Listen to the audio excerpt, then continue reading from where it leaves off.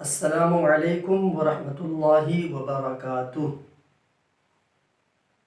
میرے دوستو، اب ہم اس چینل میں قرآن شریف تجوید کے ساتھ پڑھنا سیکھیں گے، لیکن ہم قرآن مجید کو تجوید کے ساتھ اس وقت پڑھ سکتے ہیں جب نورانی قاعدہ ہمارا درست ہوگا۔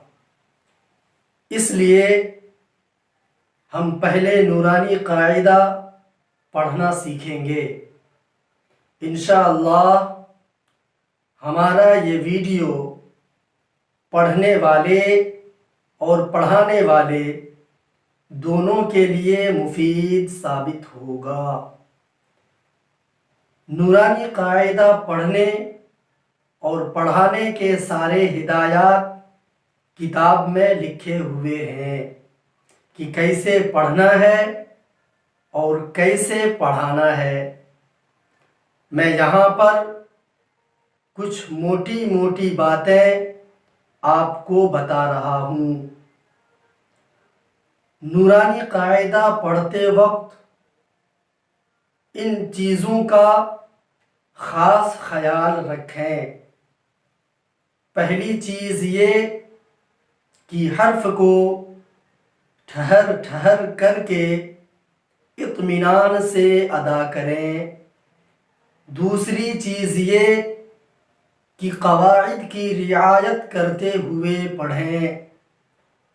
زبر، زیر، پیش کو کیسے پڑھنا ہے، جزم والے حرف، تشدید والے حرف اور مد والے حرف کو کیسے پڑھنا ہے، نون غنہ کیا ہے، اظہار کیا ہے، ادغام اور اقلاب کسے کہتے ہیں، مخرج کیا ہے، یہ سب جاننا ضروری ہے۔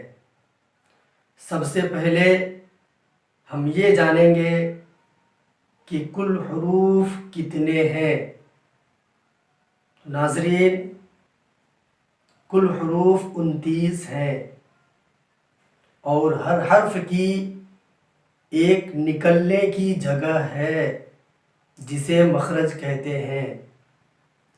کل 17 مخارج ہیں جہاں سے یہ 29 حروف ادا ہوتے ہیں۔